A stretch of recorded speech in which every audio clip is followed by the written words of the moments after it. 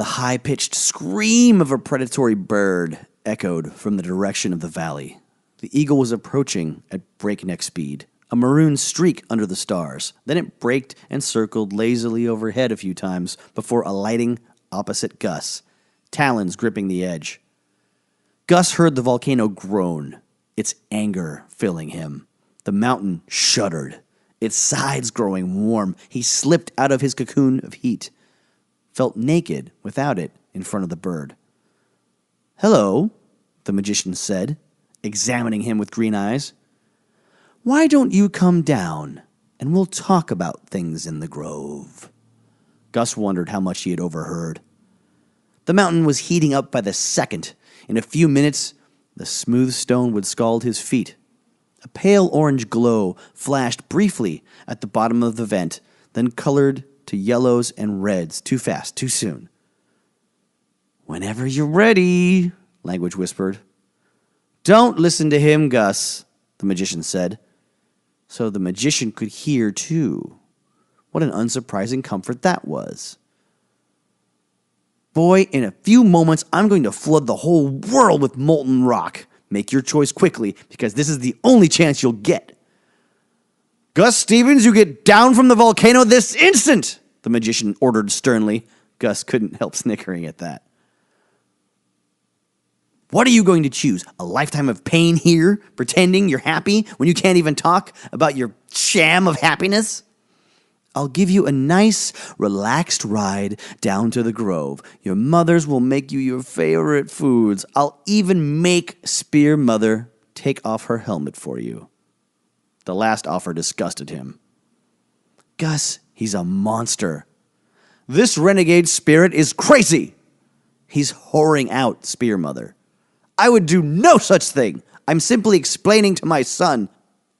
Boy, friend, vessel, host, house, my stronghold. Listen to me. Which do you want? The misery this poor excuse for a person offers you, or freedom?" I don't know.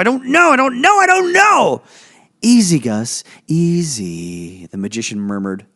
Gus shot him a poisonous look, took several deep breaths while staring at the rising column of magma. A despairing question anchored him. "I'm going to suffer, whether or not I'm free, right?" he asked, the rock illuminated like a burning mine shaft. The magma rose higher. "The dream world will go under and I'll be the same?" The magma's rise halted as Language stopped to think. "Well," it replied, "you'll have me." "What difference will that make?" "Do you promise not to be angry if I tell you?" "Sure." "The truth is, I don't know," it said, and the magma resumed its journey upwards. It had to be less than 70 feet away, 65, 60. It stopped again. "I don't know what the waking world is like except through what I've overheard you say." "So how do you know you're important there? You don't even know if it exists." "I don't. But I trust Mathis. You do too, don't you?" Dumbstruck, Gus replied, "I guess."